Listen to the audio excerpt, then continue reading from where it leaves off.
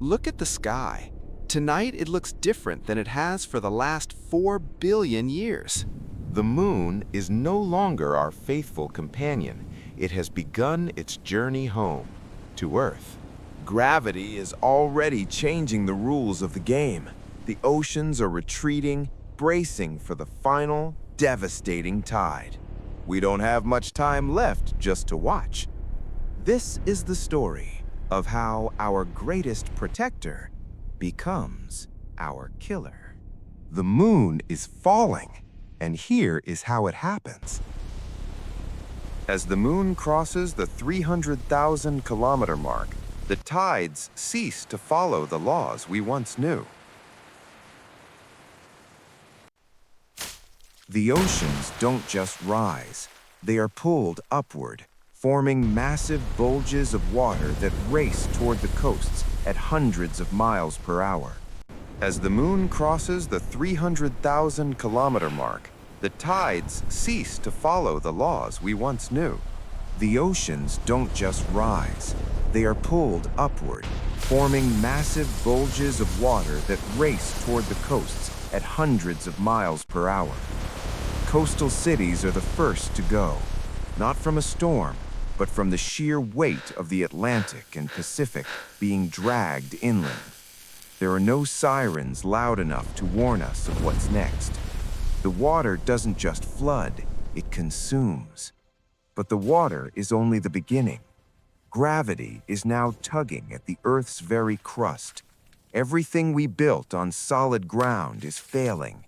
Tectonic plates groan under the pressure. The Earth is literally being stretched, and the ground beneath our feet begins to tear. Monuments fall.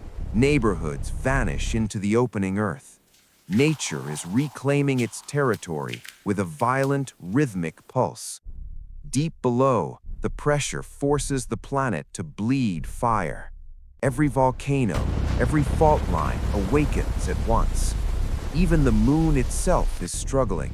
Earth's gravity is clawing back, starting to rip the lunar surface apart in a silent, cosmic war.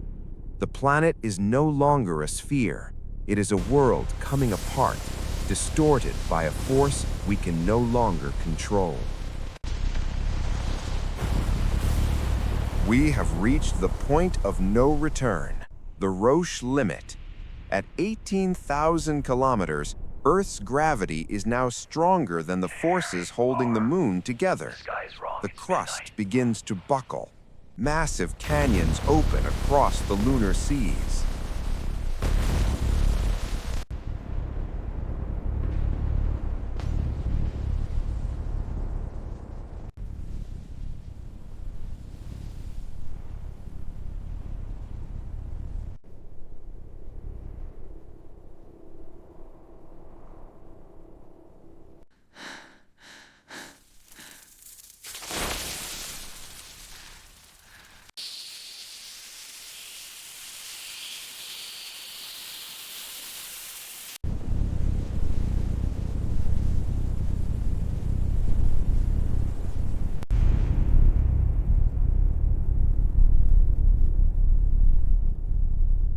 It doesn't explode, it disintegrates.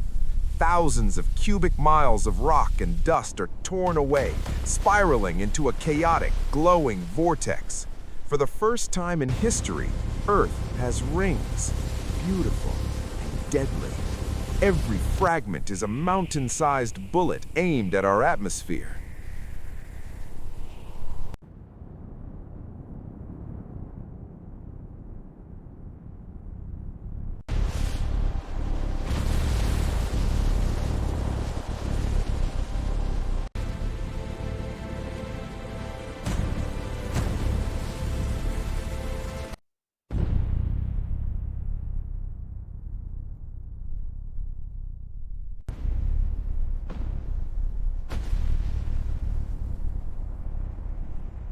The sky is no longer blue.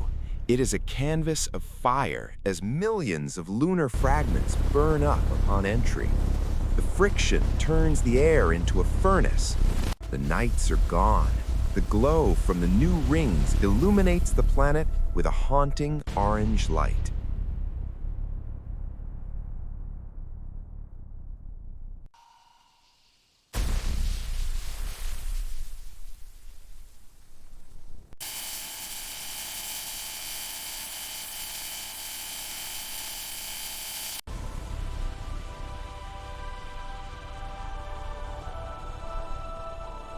The moon as we knew it is gone. In its place, a halo of destruction. We are no longer watching a satellite. We are watching the birth of a new, broken world.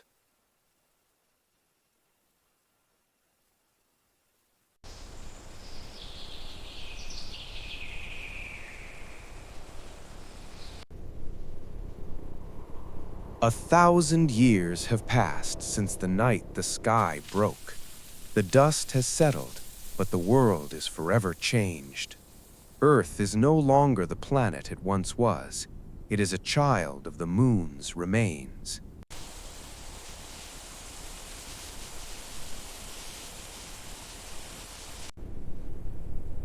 The rings now dominate every horizon.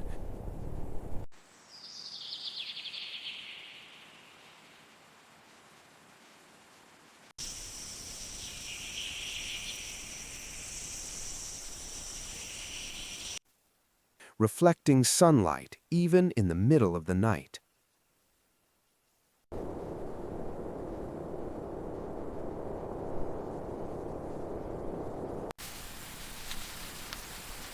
There are no more true sunsets, only a permanent golden twilight. The tides are gone, the seasons have shifted, and the shadows are always sharp, cast by a halo of white stone. Life has found a way to adapt to this cold, radiant beauty. But every time we look up, we are reminded of the price of our existence. We are the inhabitants of a broken crown. The moon is gone, but its ghost will watch over us forever.